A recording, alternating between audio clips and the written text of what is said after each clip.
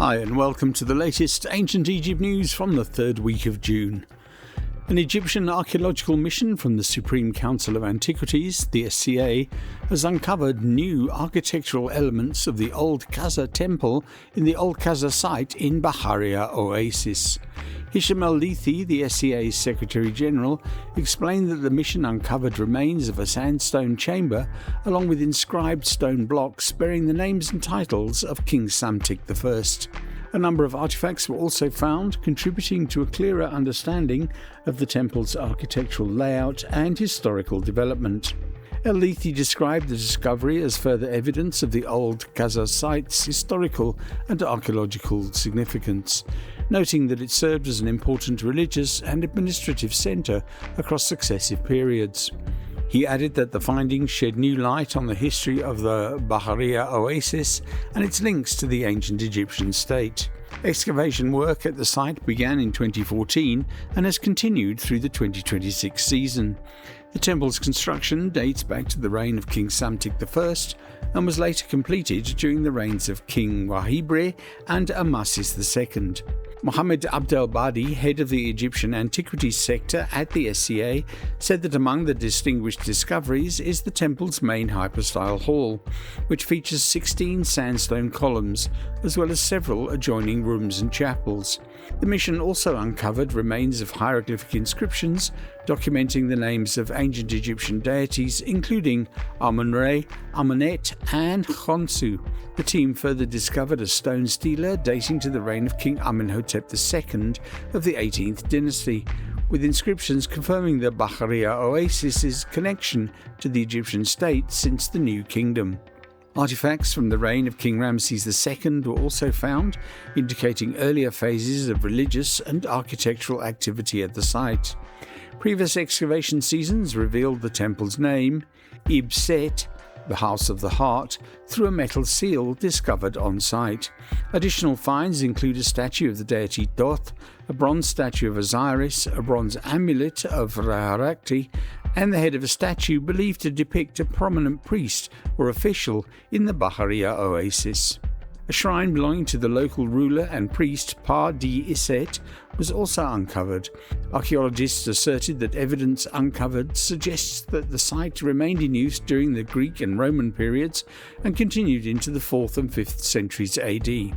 This conclusion is supported by the discovery of ostraca and texts written in Coptic and Latin, as well as industrial installations and basins used to produce wine and oils and storage areas. The Old Qsar site is considered one of the most significant archaeological locations in the Bahariya Oasis, having served as the region's ancient capital during the late period. A new archaeological discovery at Jabal el-Teir in Minya Governorate is offering fresh insights into the evolution of funerary architecture in ancient Egypt, following the unearthing of two early dynastic tombs alongside burials dating to the pre-dynastic and the late periods. The Minister of Tourism and Antiquities, Sherif Fathi, described the find as significant because it provides important evidence for tracing the development of funerary architecture across different historical periods. The first early dynastic tomb represents a rare architectural model distinguished by its unique geometric design, while the second tomb closely mirrors it in layout and is notably better preserved. Hisham el-Leithi, the Secretary General from the SCA, explained that preliminary studies show similarities between the newly discovered tombs and the well-known tomb of King Den in Abydos. This resemblance underscores the archaeological importance of the Jabal el-Teir site and reinforces its status as a major necropolis used continuously from the pre-dynastic through to the late period. He added that the first tomb features a distinctive architectural approach based on the gradual variation in wall thickness, thicker at the base and tapering towards the top. Such a design may represent an early stage in the evolution of engineering concepts that eventually led to the construction of the step pyramids and later the true pyramids. He also indicated that the tomb appears to have been subjected to quarrying activities in later periods to extract stone blocks. Despite this, the remaining sections have preserved valuable evidence of ancient construction techniques, including oxide lines that reveal precise stone cutting methods, as well as large wooden supports used to reinforce the walls. Some of these supports extend along the entire wall length, while others appear as separate straight segments. The second tomb, located further south, is nearly identical in architectural design, but was not exposed to quarrying, which has helped preserve its structural elements more effectively. Mohammed Abdelbadi of the antiquities sector revealed that the mission also uncovered part of a pre-dynastic cemetery. The burials were found in a crouched position and wrapped in remnants of decomposed plant matting, with some accompanied by black-topped pottery vessels dating to the Naqada II and III periods. In addition, a number of individual and collective burials were discovered, some within the remains of deteriorated wooden coffins, believed to date to the late period. These findings confirm the long-term use of the site as a burial ground across successive historical eras. Excavations are ongoing at Jabal el-Teir, with archaeologists expecting further discoveries that will continue to illuminate the site's historical and cultural significance.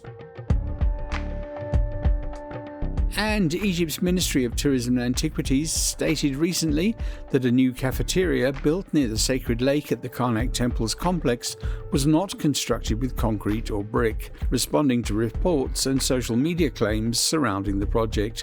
The ministry said the facility replaces an older cafeteria that had operated since 1976.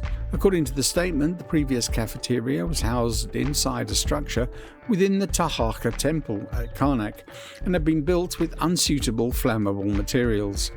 The ministry said relocating the facility became necessary to protect visitors and the archaeological site, particularly after a fire last year.